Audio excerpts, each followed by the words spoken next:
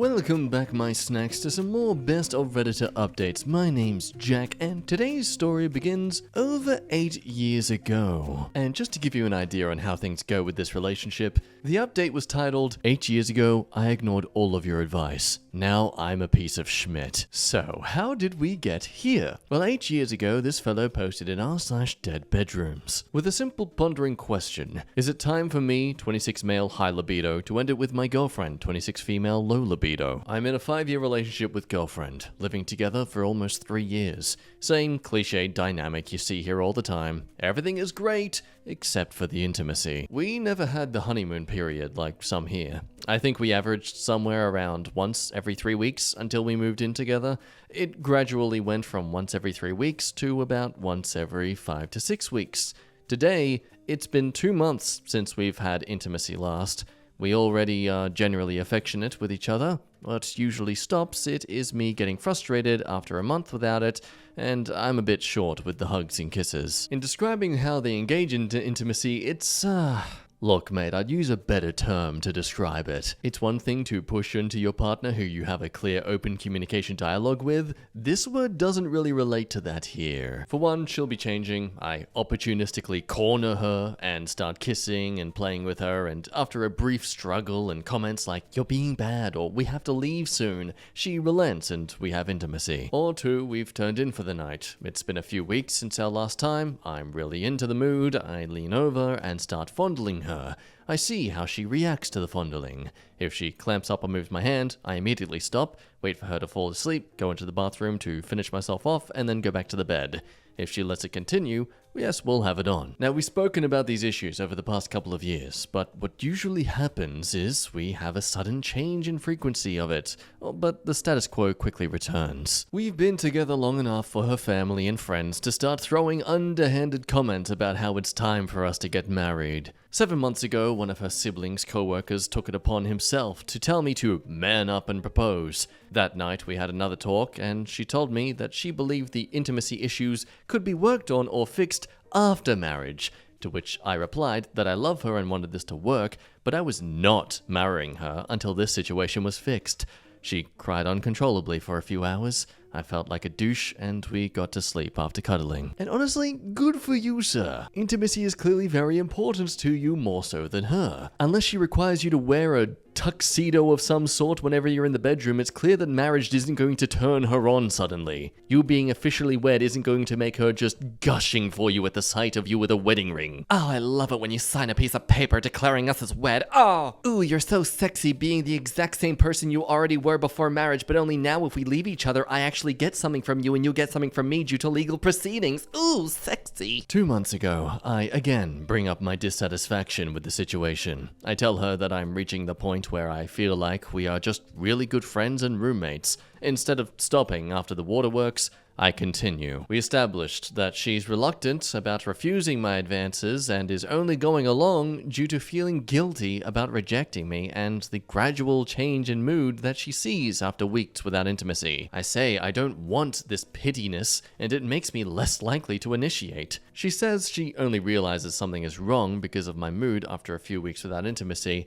but she doesn't know what to do, and that it is easier to ignore the issue than to try and do something about it. I guess my main question for dead bedrooms is whether you think the situation is salvageable or if there is something else I can try. I've mentioned an open relationship, but that's a no-go. Scheduling it hasn't worked for us. Passive-aggressively not initiating just makes me more frustrated, and of course she just wants it even less. Any suggestions? Now, if it wasn't already obvious, the comments were clearly pointing out the fact that yes, thinking you'll fix this by getting married isn't going to work at all, and for example, there's a literal website with a forum all about this low libido issue in partners, and how end of the day, your relationship is going to fail just as much as theirs would if you think just getting married is going to be fixing this situation. Rather pessimistic as to what your options are, but they're your options nonetheless. And here's the thing though, the OP does reply saying, if there is one thing I'm taking away from lurking in this subreddit, it's that there is absolutely no way I'm going to marry into a dead bedroom. I guess the main issue is figuring out what can be worked on before calling it quits. So anyway, we move on to an update 8 years later where he's married into a dead bedroom. The TLDR of it was, I was in a relationship with a woman that was never interested in intimacy, and we were only having it once every other month. I was frustrated with the situation. Found the sub, got great advice about not moving forward until we took steps to figure the situation out, possibly consider couples counseling, or since we were so young, just breaking up because it not only was unfair for me to not have my needs met, but also unfair for her to have this constant pressure to doing something she's just not into. I ignored all of your advice. I did tell her how I felt. We went to counseling, and our breakthrough was that we didn't feel connected, and therefore intimacy wasn't being seen as a priority. We settled on the relationship needing to move on to the next steps, and me proving I was committed for our intimate life to improve. So I kept the relationship going. We got engaged. Oh no. We got married. Oh no. We had 2 kids. Oh no. And finally, after all this effort, we now have intimacy 3 times a year. We have the same intimate communication issues we had when we were in our mid-20s when it came to SMEX. She still clams up when the subject is brought up. I still let her off the hook because she's visibly upset. And now you're doing this with children around. Yay! What wonderful life choices. Look, she's a great person. I love the non-intimate aspects of our relationship. We make a great team. I love our children. I think we're raising them right. We have a great support system in family and friends. We are more than financially stable. We have a beautiful home. But I was deeply unfulfilled intimately. I started an affair with a married woman last spring. She's also in dead bedroom, but unlike me, this wasn't her first affair. We meet about once a week. The intimacy is amazing. We met up again last night for a few hours. We go our separate ways, and I jump into my car. The exact moment I close the door to my car, my wife calls me. I answer and she immediately asks where I am. I freeze. I'm stuttering, panicking, and I hang up on her. The timing is too perfect. I imagine she followed me to the hotel, waited, and is trying to catch me in the lie. The weight of everything I'm doing hits me. You're cheating on your wife. She knows. Someone saw you. You're now going to lose everything. You're the antagonist in your family's life story. You're a piece of schmidt. My wife is calling me back, repeatedly. I'm stuck in this negative feedback loop for God knows how long. I pull out of it and finally call her back.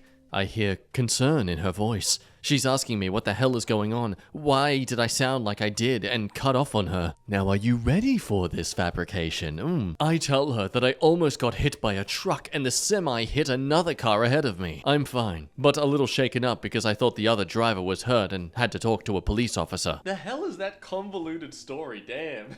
She's glad to hear I'm okay. She was just calling me to pick up something on my way from the office. I say I'll get it and other things and be home soon. We say our I love yous and hang up. I was a bit bummed out today and decided to stay home. I remember this post, logged in, and decided to give an update. Not really looking for advice or anything. I just hope this serves as maybe a cautionary tale, or helps someone think about where they might end up if they ignore this. I lied to myself for 7 years, ignored my needs, and took the cowardly option. Now I'm lying to my wife, and I'm one mistake away from ruining my family. I should have freaking listened to you guys. Now I'm just gonna read the top comment here from this update, as I think it's very well informative on the situation, both for yourself or just anyone you know might be going through this sort of experience. My advice, based off of personal experience, is to take a moment right now and review your thoughts during your panic. Were you fearful of losing your wife? Or fearful of losing your life due to the effect of getting caught and labeled as a cheater? If it's your wife that you want, then break everything off with the other woman right now. It's too difficult to watch someone you love go through the emotional roller coaster of knowing you cheated. Stop now and save her the pain. If you were instantly scared of losing everything because you had gotten caught, then you need to proceed with separation and divorce her before you cause unneeded pain. I'm not judging, I'm the a-hole in my own life story as well. Best of luck. Cause yeah, end of the day. The people who go out there and cheat because they just want to cheat and be infidelity extremists, they're the 1%. 99% of the time a person cheats because of reasons that just make them human. As much as we'd hate to admit it. Not to say being a cheater doesn't make you a total scumbag, but it's something that everyone is capable of to some degree. We'll move on now to another two-parter, featuring a disturbing case of schizophrenia for those unaware of, and delusions about a baby shower. It starts with, my sister-in-law told my ex with schizophrenia the time and location of my baby shower. This story needs a lot of background to fully grasp how severe everything is, so buckle in. My ex-boyfriend Jake, 27, and I, also 27 female, broke up a few years ago. We had been together for over 5 years and were thinking about marrying and buying a house together. In the last year of our relationship, everything fell apart. Long story short, he had a sudden psychotic episode and was placed in a mental health facility attached to a hospital. This is in Australia, FYI, for his safety. Following this, his entire personality changed, and he developed delusions, hallucinations, and paranoia which never went away. A large part of his paranoia revolved around me controlling people around him and thinking I was trying to make him look crazy. He also constantly accused me of cheating on him and told me many times that he hated me. He was let out of the hospital after some time and I took responsibility for him. This change in him was heartbreaking. He was eventually diagnosed with schizophrenia. I did everything I could to be there for him. I went to all of his mental health appointments and stayed up at night to make sure he didn't leave the house alone. He was prone to wandering out at night when experiencing psychosis. Things became too much for me to handle. He became angry, and his paranoia about me made it impossible to help him. He didn't trust me to be close to him, but at the same time, he didn't want me to leave his side as he was convinced I was cheating. When he seems to be doing a little better mentally, I broke up with him. I waited until I felt he would be okay on his own, and helped organize for him to move back in with his parents. I was filled with guilt for that decision, but it was the right choice for me. I was struggling. For months, I received no love and was used as an emotional punching bag. I did my best. He wasn't the same person anymore, and his resentment for me was intense. Obviously, this isn't the full breakdown of his mental health issues, as a lot of the things he went through are very personal. I never blamed him for what happened. But I needed to be happy, and did what I needed to do. It was a messy breakup, but it went better than expected. We kept talking for a little while as friends. I think the entire time we kept contact, he assumed we would get back together at some point. I continued helping him when I could. When I started a new relationship with my current partner Sam, Jake had a really bad psychotic episode and threatened both of us. He accused me of cheating on him with Sam before we broke up, which makes no sense as I met Sam after we had broken up, and sent both of us intense messages. I managed to contact Jake's family, who got him the help he needed. Following this, I cut all contact with Jake. It was obvious that we couldn't maintain a friendship anymore. The only slight connection I have to Jake is my brother's girlfriend Jess, who's 29 female. Her and Jake have been friends for years, and have maintained their friendship. She knows the entire background to our relationship, and never chose sides. I would say I am close with her. We have always been friendly. It always made me happy to know that Jake still had good friends to confide in. Shift forward to March 2022. I got pregnant with Sam's baby in January and was 3 months pregnant. I had just told my family and close friends about the pregnancy. I told everyone to keep it quiet as I didn't feel ready to publicly announce it. I was incredibly emotional, nauseous, and in no state to deal with any potential fallout at that point. And this is where Jess becomes an absolute piece of schmidt. Less than 24 hours passed after telling my side of the family, and I received a phone call from Jake. He had found out I was pregnant and left a voicemail saying he would be filing for custody of the baby. Obviously, he was in a psychotic episode, so I ignored his calls and let his family know that he had reached out to me. By this point, it had been over a year since we had spoken. He has no idea where I live or work, so I'm not worried about him showing up physically to confront me. I knew the only way he could have found out would have been through Jess. I called and confronted her about it, and she admitted to it. She was extremely apologetic and said she didn't think it would matter. She thought he would be fine with the news and said he deserves to know. Really? How? Why? Why would... Who? What? I was upset by this, but I hadn't explicitly told her to not tell Jake, so it could have just been a mistake. Even though I had told her not to tell anyone, I bit my tongue to keep the peace. I forgave her, but made it very clear that she shouldn't tell Jake any more information about me or the baby. and she agreed it wouldn't ever happen again. One thing to notice there, Jess has agreed not to bring it up again, but all we've heard about is a baby announcement, not a baby shower. Well done, Jess. You're a master of secrets. So I didn't hear anything from Jake for months. But last weekend was my baby shower. Sam and I had the baby shower together. It was more of a party than a traditional baby shower. We hired a function room at a bar and invited 80 people to come celebrate. We were all having a great time until I saw Jake standing at the bar, looking around. I managed to slip away without seeing him see me, and grabbed security to get him escorted out. The area had been roped off for us as a private function, so I simply told them he hadn't been invited. I watched as security approached him and asked him to leave. He was furious and started yelling, demanding to talk to me before he would leave. Sam and several friends went over to him to try and talk him down, but it only escalated. He screamed at Sam, claimed that he was the baby's real dad and that we had never really broken up. At this point, I left to hide in the ladies' room until my mum came to let me know Jake was gone. He had eventually left after a little more screaming. I was mortified and we cut the baby shower short. I couldn't stop crying. It's now been a few days and I confronted Jess. She is the only person who would have possibly told him the location and time of the baby shower. I wasn't as kind on the phone with her this time. She admitted to telling him and apologized, but said, "How could you keep this a secret from him?" I was furious and told her that she would no longer receive any news about me or the baby and that I would cut her out of my life. I'm not proud of it, but I screamed at her. I couldn't believe how irresponsible she had been. Wasn't her news to share. Well, my brother called me after and asked me to forgive her. He knew she was wrong, but he didn't think he should also be punished for what she had done. He knew that by cutting her out, I also wouldn't be telling him any news about the baby. In part, he thought I should blame Jake for his reaction and not Jess, that she had known he would show up, the damage was already done, and I should let it go. You know, that's a good point. Look, I'm sorry I slashed your car tires, but look, punishing me isn't going to unslash them. You gotta let it go, mate. I honestly don't blame Jake for what happened. He is mentally ill and needs help. It's not his fault, and I know he will regret all of this when he comes back to a more clear headspace. I told his family what had happened, and they told me he was readmitted to the health ward. He had threatened to harm himself if he wasn't allowed to see my baby. Regardless of whether I think he is at fault, I definitely don't feel safe with Jake now. I have a child to think about, and him thinking it is somehow his is pretty scary. I haven't budged with Jess or my brother. My family all think I should forgive her so my brother can meet his niece and nephew. We don't know the sex. But I can't just trust her. She already broke my trust once, and I'm furious.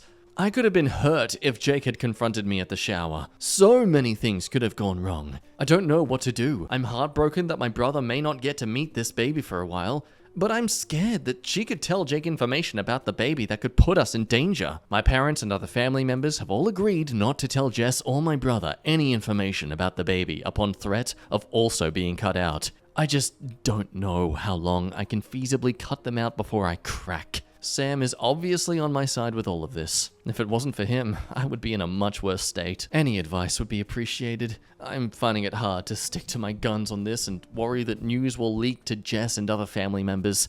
My parents were particularly hesitant to promise not to tell my brother when the baby is born. So for some context, this tale began on the 29th of July. And as it sounds, it seems like you're making the absolute rational choice here. With Jake thinking this is possibly his own child, how could you feel safe putting your child to school or waiting for them to just wait outside the school to be picked up? Like you think Jake's not going to try and track this all down and find the child? You were absolutely valid to punish Jess here for what she's done. It's one thing to tell him once, but to tell him twice? And to then try and defend Jake here? Makes you think Jess is a bit too much on his side.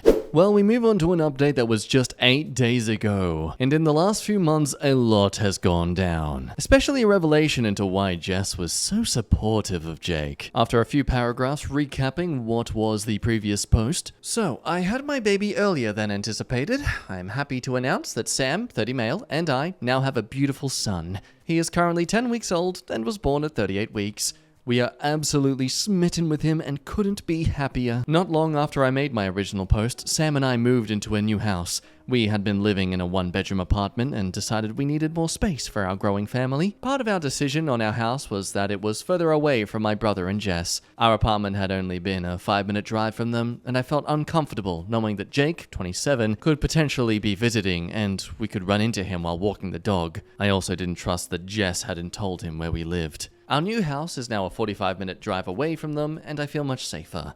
We didn't tell them the location of our new home. We had been living in our new house for about a month with no issues. I heard from Jake's family that he was on an extended mental health hold at the hospital, as his psychotic episode was not subsidizing and he refused to take his medication. I also warned them about his relationship with Jess, and they seemed to take it seriously. They would keep an eye on them and told the hospital that she was not to be allowed visitation with him. My family stopped pestering me to forgive Jess. My mum had a heart-to-heart with me, and finally understood why I had to cut my brother out. I didn't hear anything from my brother. Apparently, my mum had stepped up and had a conversation with him about the severity of what Jess had done. It broke my heart to push my brother away, as we had been so close. But after reading all of your comments, I knew that I had to be responsible and keep my baby safe. Unfortunately, things didn't stay so calm. After a few months, I received a call from Jake. He had finally been released from the hospital and was embarrassed about his behavior at the baby shower. He told me he knew that the baby wasn't his, cried, and asked to speak with Sam. He wanted to personally apologize to him. Sam didn't want to talk to him. I told him I forgave him. I knew it wasn't his fault and that we should move on. I was also very firm with him and told him that under no circumstances would I let him be around me or my baby. If he tried to contact us, I wouldn't hesitate to call the police. He accepted that, and our conversation ended. But about 2 weeks later, Jake showed up at Sam's workplace, demanding to speak with him. They had a short conversation where Jake broke down in tears and begged to be forgiven. From what Sam told me, he didn't seem to be stable. In his apology, he said, "I'm so sorry for confronting you in public like that. I should have spoken to you privately. Clearly you didn't know the baby isn't yours, and you were humiliated in front of your friends." Paraphrasing here. Yes, that's right, Jake clearly still thinks the baby is his, and was just playing face towards OP the entire time. Sam didn't want to provoke him, so he said he accepted his apology and asked him to leave. Sam then called me to let me know what had happened. I was shattered. Obviously, Jess had told him where Sam worked. I called Jake's family to let them know what had happened. They told me the next day he hadn't come home and were extremely worried. He wasn't meant to be driving as his license had been suspended. He had been caught speeding several times. But he had taken his mum's car without her permission. A few days later, he was found by police in a building that was under construction, completely out of it and confused. He had driven 20 hours away from our town. He was taken to the local hospital and placed in their mental health ward. His family flew up to retrieve him. To this day, I still haven't heard any updates on Jake. I assume he is still in a mental health facility. His family always updates me when he is released. So it sounds like it ends there, but you're probably wondering what this whole spiel about Jess is, because it's hinted at throughout this story, but not fully dived into until a bit later here. After all of that, my brother called me and asked if he could meet up with me for lunch one day. He sounded upset on the phone, so I agreed. We went to a Macca's. Then he told me all the crazy stuff that had happened with Jess.